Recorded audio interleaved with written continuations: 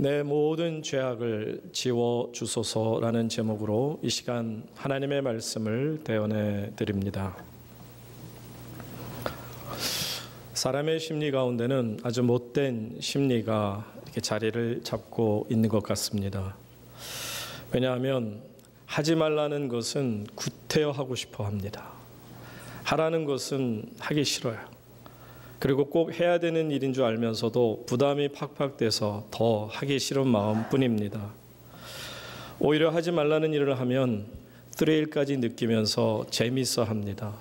이것을 성경은 우리에게 아주 기가 막히게 잠언을 통해 말씀해 주십니다. 9장 17절 말씀. 이 말씀 읽으면서 많이 찔리시기 바랍니다. 다 같이 한번 읽습니다. 시작. 도둑질한 물이 달고. 진짜 그렇죠. 몰래 먹는 떡이 맛있는 것 같아요. 제가 사실은 당이 좀 있어서 당약을 먹긴 하는데, 그래서 집사람이 항상 이거를 염려하고 또 음식 조절을 해주는데, 요즘까지 집사람이 없으면 행복합니다. 내가 마시고 싶은 코카콜라를 마음껏 마실 수 있습니다. 절대로 얘기하시면 큰일 납니다.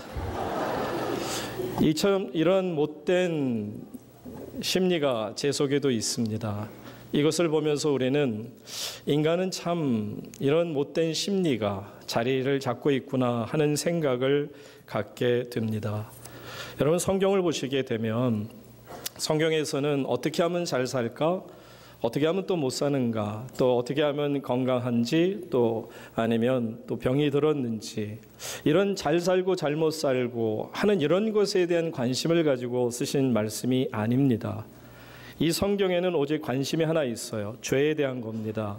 죄를 지었기 때문에 인간이 불행하고 죽음이 왔고, 죄를 해결할 수 있으면 인간은 행복할 수 있다. 이것이 성경 전체에 흐르는 메시지 아니겠습니까? 여러분들, 우리가 이것을 깨달을진데 항상 내 안에 죄악이 있다라는 게 얼마나 나를 힘들게 하고 어렵게 할 수 있다는가를 우리는 알아야 합니다. 인간은 두 가지를 두려워합니다. 첫째는 바로 죽음에 대해서 두려워하죠. 무섭습니다. 죽음 결코 만만하지 않죠. 두 번째 두려워하는 것은 바로 죄책감, guilty feeling입니다. 죄에 대한 어떤 그 느낌이 너무 싫습니다. 오늘 다윗이라는 분을 통해서 보면 시편 52편에서도 마찬가지지만 시편 32편 3절에서 보시게 되면 이 죄책감이 얼마나 힘든 것인지를 다윗이 이렇게 적나라하게 고백합니다. 우리 다윗의 고백을 함께 읽습니다. 시작. 내가 입을 열지 아니할 때 지금 다윗이 죄를 갖고 있으니, 내가 토설치 못하고 마음에 담고 있으니 내 뼈가 쇠하도다. 이 쇠하도다라는 말은 그 히브리 언어로 빨루라고 되어 있습니다. 이 빨루라는 단어의 뜻은 waste away, 물론 닳아 없어지는 것도 말하지만 한편으로는 썩는다라는 뜻을 가지고 있습니다. 그러니까 이 뼈가 썩는다고 생각해 보세요. 뼈에 만약에 암균이 붙어서 뼈를 썩게 한다. 얼마나 어렵고 힘들고 고통스럽겠습니까? 진통제를 아무리 맞아도 뼈의 고통은 웬만해서는 다스릴 수 없는 것입니다. 그러니까 다윗은 자신 안에 있는 이 죄책감이라는 그 덩어리가 얼마나 내 자신을 힘들게 하고 아프게 하는지, 마치 뼈가 썩는 듯한 그런 아픔을 느낀다라고 고백하는 것입니다. 다윗은 사실 어떤 사람이냐 하면 참 위대한 사람이었죠. 다윗 참 멋진 사람입니다. 참 올바른 신앙인입니다. 닮고 싶은 그런 신앙의 모습을 참 많이 가지고 있죠. 그는 한편으로는 완벽한 그런 신앙인의 모습을 가지고 있고요. 그러다 보니까 누구라도 다윗을 보면서 나도 저 사람처럼 죄 안 짓고 살아볼 수 없을까? 와, 정말 죄에 대해서는 아예 거리가 멀리 있는 사람이다 라고 판단할 정도로 인정받던 그런 신앙인이었습니다. 그런데 그런 그 인정을 받던 다윗이 어떻게 보면 이스라엘 역사상 최대의 스캔들이라고 할 수 있는 끔찍한 일을 벌이게 됩니다. 여러분 잘 아는 밧세바라는 여인과 더불어 간통하게 되고 이 간음죄를 지었을 뿐만 아니라 그의 남편인 우리아를 죽이고 또 우리아를 충성스럽게 따르던 결국 다윗의 부하들이죠. 그 군사들을 젊은이들을 죽음으로 내모는 그리고 끝으로 무서운 것은 완전 범죄를 꿈꿨다라는 겁니다. 여러분 다윗이 범한 죄가 얼마나 끔찍한 죄인가를 한번 들춰볼까요? 여러분 성경에서 가장 우리가 하나님 앞에 십계명이라는 계명을 두렵게 생각합니다. 가장 무겁게 생각한다는 말이죠. 가장 우리가 신중 있게 다뤄야 되는 부분이 바로 십계명일 텐데 1계명부터 4계명까지는 하나님에 대한 계명이고 5계명 내 부모를 공경하라부터 마지막 10계명째까지는 6계명은 사람에 대한 계명입니다. 그런데 가장 가운데라 할 수 있는 내 부모를 공경하라 5계명을 빼고는 나머지 6계명부터는 살인하지 말라. 여러분 다윗은 살인했어요. 10계명을 어긴 겁니다. 두 번째가 뭐였죠? 도둑질하지 마라. 그는 남의 것을 빼앗은 자이니 도둑질이 맞습니다. 그리고 세 번째는 내 이웃에 어떤 대하여 거짓 증거하지 마라. 한마디로 완전 범죄를 꿈꿨으니 다윗은 분명히 거짓 증거한 자요. 그 다음에 네 번째로 무서운 죄가 무엇이냐면 바로 이웃의 것을 탐한 것입니다. 하나님께서 분명히 남의 이웃의 것을 탐하지 말라고 말씀하셨거든요. 이웃의 소유를 또 내 이웃의 아내를 탐하지 말라고 분명히 말씀하신 바 있습니다. 이처럼 10계명 중에서도 10계명 중에 5계명을 어기는 정말 무시무시한 죄를 지은 자가 다윗이라는 것입니다. 여기에서 우리가 얻을 수 있는 교훈은 그겁니다. 다윗 같은 자도 이렇게 그냥 하나의 둘의 죄도 아닌 10계명에서만 5가지 계명을 어길 정도로 무서운 죄를 지을 수 있다는 것은 저도 여러분도 이렇게 끔찍한 죄를 지을 수 있는 가능성이 있다는 것을 아셔야 합니다. 저 역시 죄로부터 자유로울 수 없고 여러분도 죄로부터 자유할 수 없음이 바로 우리 안에 부패한 본성이 남아있고 죄를 짓고 싶어하는 성질이 남아있다는 겁니다. 다윗은 이것을 이렇게 표현해 주었습니다. 시편 51편 5절에서 자기 자신이 얼마나 죄덩어리로 태어났는지를 이렇게 고백하죠. 내가 죄악 중에서 출생하였으며 한마디로 자기 태어난 그 자체가 죄악 가운데 태어났다는 것이고 더 놀라운 것은 어머니가 죄 중에서 나를 잉태하였나이다. 내가 어머니 뱃속에 생기는 그 순간부터 죄악으로 생겨났고 죄악으로 이 땅에 태어났다라는 것을 말하고 있어요. 그러니까 다윗은 자신이 죄에 대해서 결코 자유로울 수 없는 죄악의 덩어리로 태어났음을 고백하지 않을 수가 없는 것입니다. 그러면 어떻게 신앙생활을 하는 분들을 가끔 보게 되면 저분은 죄를 저렇게 멀리하고 죄와 더불어서 싸워 이길 수 있는가 부러울 때가 있죠. 다윗도 그랬으니까. 여러분 어떤 거냐면 이겁니다. 우리가 신앙이 견고해지면 하나님 말씀을 늘 묵상하고 그 가운데 있는 기록된 대로 다 지켜 행하려고 애를 쓰다 보면 그리고 하나님 앞에 무릎 꿇어 정말 기도하다 보면 어느 순간에 내가 영적인 무장을 입게 돼요. 에베소 말씀처럼 하나님의 전신갑주를 입게 되다 보면 죄로부터 이제 내 몸을 보호할 수 있다라는 겁니다. 하나님의 말씀의 검으로 내 자신을 보호하는 거죠. 지켜나가는 것을 말합니다. 믿음의 방패를 들고 지키는 겁니다. 의의 흉배를 입고 진리의 허리띠를 띠고 복음의 신발을 신고 믿음의 방패와 말씀의 검과 구원의 투구를 쓰고 우리는 나름대로 죄와 더불어서 싸워서 이길 수 있는 그런 정말 준비가 되어 있다라고 말씀드릴 수 있죠. 그런데 다윗이 높아졌어요. 왕이 되었어요. 모든 것이 평탄합니다. 그의 부하들만 나가서 싸워도 승리합니다. 그러니까 한마디로 말하면 족한 거죠. 여기가 좋사오니 이 정도면 되지 않았는가. 내 자신이 내 교회가 이 나라 이 민족이 이 정도면 되지 않았을까. 옛날에 샴페인을 미리 터뜨렸다는 그런 안타까운 얘기도 들었습니다만 어쨌든 하나님 앞에서 우리가 교만에 서게 되는 순간 우리는 다윗처럼 이 5계명을 어길 만큼 무시무시한 죄악의 구렁텅이에 빠질 수 있다라는 것을 보여주는 겁니다. 그래서 고린도전서 10장 12절에 말씀합니다. 그런즉 선줄로 생각하는 자는 무엇을 조심하라고요? 넘어질까 조심하라고 말씀합니다. 다윗도 그 자신이 섰다고 생각할 때 그만 처절하게 무너지는 것을 우리가 봅니다. 다윗이 범한 무서운 5가지의 10계명의 죄를 우리가 다시 한번 떠올리지 않더라도 그는 결코 용서받을 수 없는 그런 말이 있죠. 천인공로. 천인 정도가 아니죠. 정말 하늘도 사람도 정말 공로할 만한 그런 무시무시한 끔찍한 죄를 범했는데, 그런데 보세요. 다윗이 하나님께 죄를 호소하고 용서함을 구하고 있어요. 뻔뻔합니다. 세상에 이렇게 뻔뻔할 수가 있을까?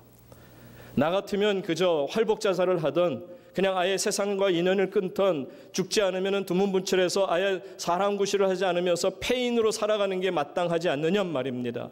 어떻게 이렇게 5계명이나 되는 그 무거운 계명을 어기고 나서도 뻔뻔하게 하나님 앞에 용서를 구할 수 있는 거냐 말입니다.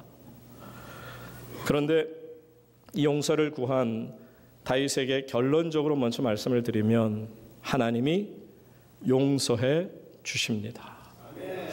이게 참 놀라운, 우리가 이 땅에서 이해 못할 신비로움 중에 하나라고 말할 수 있죠. 보세요. 사무엘하 12장 13절에 이렇게 말씀으로 우리에게 들려주십니다. 다윗이 나단에게 이르되 내가 여호와께 죄를 범하였노라. 자, 다 같이 하매 다 같이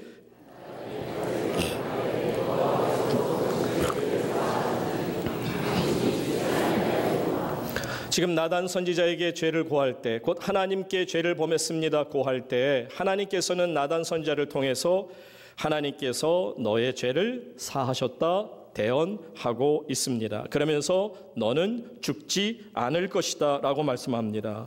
근데 여러분, 다윗이 사울처럼 죽지 않은 것, 버림받지 않은 것, 성령이 떠나가지 않은 그 정도입니까?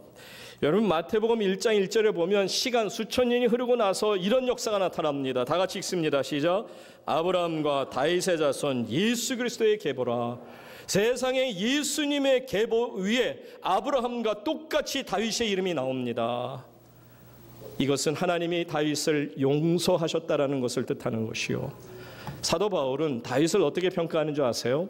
자, 사도행전 2장 29절 보십시오. 29절 형제들아 내가 조상 다윗에 대하여 담대히 말할 수 있노니 다윗이 죽어 장사되어 그 묘가 오늘까지 우리 중에 있도다. 다 같이 읽겠습니다. 시작. 그는 무엇이라고요? 선지자라. 참 놀랍지 않습니까? 아브라함과 다윗의 자손 예수 그리스도의 계보라. 와, 이것도 대단한데 사도 바울은 다윗을 가리켜서 그는 선지자다. 사랑하는 여러분, 이런 용서하심이 다윗에 주신 용서요 저와 여러분에게 베푸실 하나님의 용서이심을 믿으시기 바랍니다. 이 말씀을 통해 우리가 은혜를 얻을 수 있는 것은 바로 그거죠.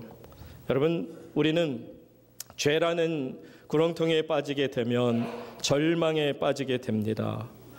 여러분, 인간이 가질 수 있는 가장 극심한 아픔은 저는 절망이라고 생각합니다. 절망이라는 것은 소망이 없는 거예요. 이것을 실존 철학자인 키케고르는 그렇게 말합니다. 절망을 가리켜서 죽음에 이르는 병이다. 절망 그 자체가 그냥 죽음에 이르는 병이라고까지 설명하고 있습니다. 여러분, 다윗은 5계명을 범했으니 하나님 앞에서 정말 빈대도 낯짝이 있나요? 벼룩이 낯짝인지 어쨌든 누군가 낯짝이 있는데 그렇게 괴로운 거예요. 하나님 앞에서 부끄럽기 그지없는 거예요. 얼굴을 들 수가 없는 그런 죄를 범하고 어떻게 뻔뻔하게 하나님 앞에 나와서 하나님 내 죄 용서해 주세요 라고 말할 수 있느냐는 겁니다. 한마디로 절망의 자리에서 소망의 자리로 옮겨갈 수 없는 끔찍하고 무서운 죄를 범했다는 거예요. 그런데 그는 절망의 자리에서 소망의 자리를 옮겨감을 봅니다. 여기에 은혜가 있는 거예요. 어떤 은혜냐면 다윗은 비록 죄를 지었으나 다윗이 가지고 있는 믿음이 있었어요. 그 믿음은 하나님은 자비로우신 하나님, 사랑의 하나님, 용서의 하나님이십니다. 이 세상 온 세상을 죄악으로 가득 찬다 할지라도 하나님의 사랑은 이 세상에 덮지 못할 죄는 없다라는 것입니다. 여러분, 예수 그리스도의 십자가의 사랑이 그렇지 않습니까? 예수님의 십자가의 사랑으로 구원하지 못할 죄가 어디 있습니까? 덮지 못할 죄가 어디 있으며 씻지 못할 죄가 어디 있습니까? 바로 예수님의 십자가의 사랑을 통해 우리의 죄가 씻음받았음을 고백할 수 있기를 바랍니다. 이것이 다윗의 믿음이었어요. 자기는 고개를 들지 못할 정도로 죄인이었다는 겁니다. 그래서 이렇게 고백하죠. 9절 말씀, 오늘 본문의 말씀으로 돌아갑니다. 이제 다윗은 하나님 앞에 이렇게 간구합니다. 다 같이 읽습니다. 시작.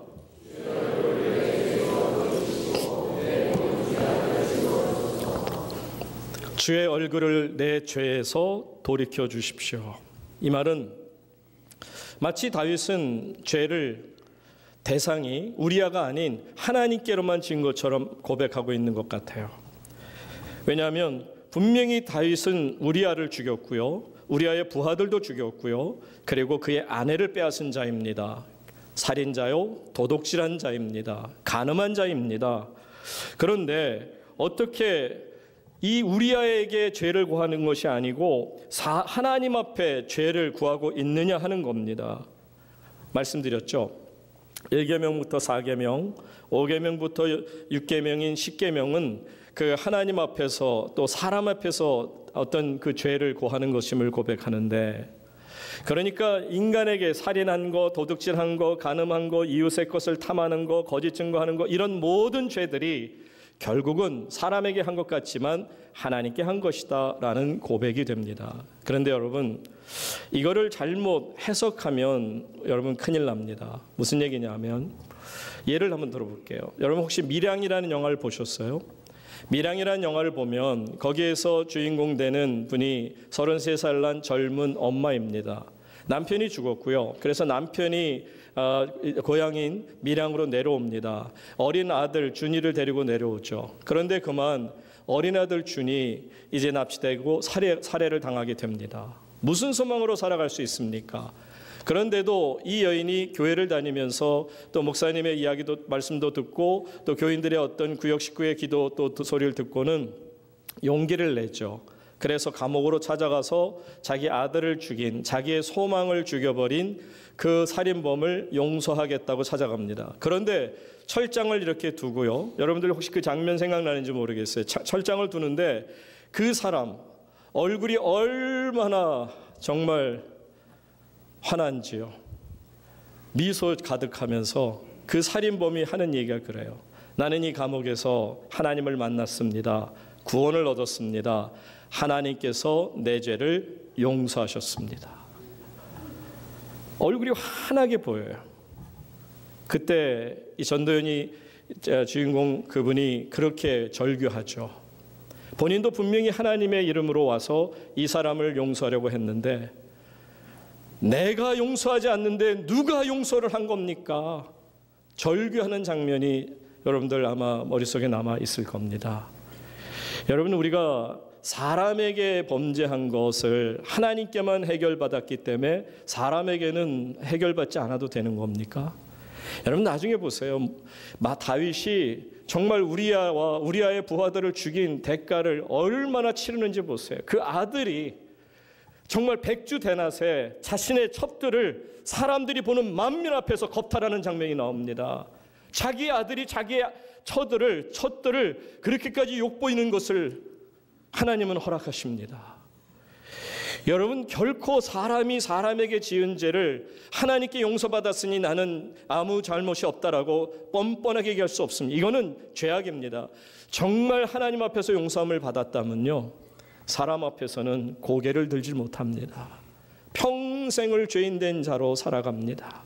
그래서 떠오를 때마다, 아침마다 정말 내 죄가 너무나도 생각이 나서, 분명히 나단 선지자를 통해서 죽지 않을 것이고 하나님이 너의 죄를 용서하셨다고 말씀을 들었지만 그 사람을 생각하니 가슴이 메어지고, 내가 왜 그렇게까지 끔찍한 죄를 지었을까? 평생을 회개해도 모자랄 만한 그런 아픔이 있어야 돼요. 저는 다윗이요, 얼마나 기가 막힌 고백하는지 보세요. 다윗이 이런 정말 사람들이 당할 수 없는 그런 끔찍한 고통을 당하는 가운데 하나님 앞에 이렇게 고백합니다. 저는 이 자세가 우리 믿음의 백성들의 자세가 되어리라 보는데 시편 51편 7절에 이렇게 고백합니다. 다 같이 읽겠습니다. 시작.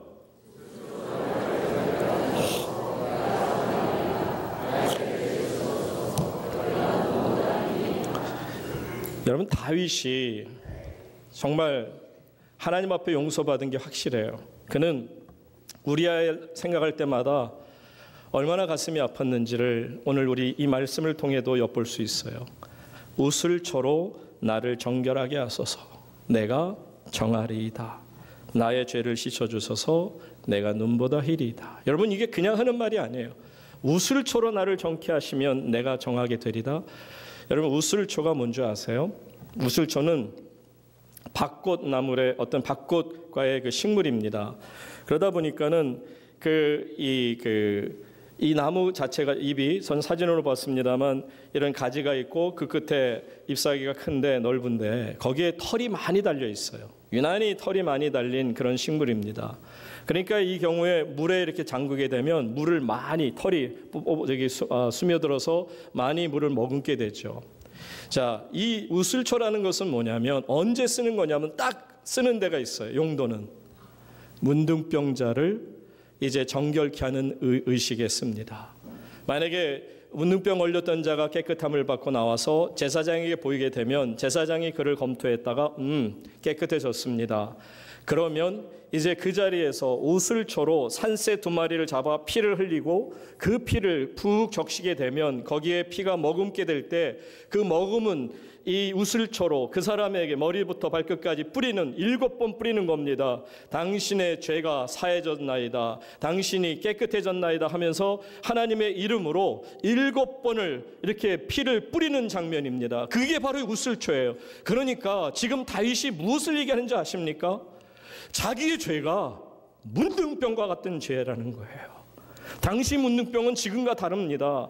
이거는 치명적인 죄악의 병이요, 이것은 다른 사람에게 옮겨지는 병이요, 그 누구도 어떤 경우에도 문둥병자를 안을 수도 없고 그를 축복할 수도 없는 저주받은 사람이라는 겁니다. 그러니까 한마디로 자기 자신을 누구와 견줘서 놓느냐면 나는 문둥병자와 같은 죄인입니다, 그 뜻이에요. 여러분, 다윗이 자기 죄를 나단이 하나님의 말씀으로 선포했으니 나는 이제 용서받았어. 나는 이제 사람들 앞에 떳떳해. 그러니까는 감옥에 갇혀서도 자기를 용서하러 찾아온 그 젊은 엄마에게 나는 구원 얻었습니다. 나는 이 감옥소에서 하나님 만났습니다. 나는 용서함을 받았으니 나는 행복합니다. 말할 수 있는 거냔 말이에요. 다윗은 하나님 앞에서 자기 자신이 문둥병자와 같은 죄를 범했습니다.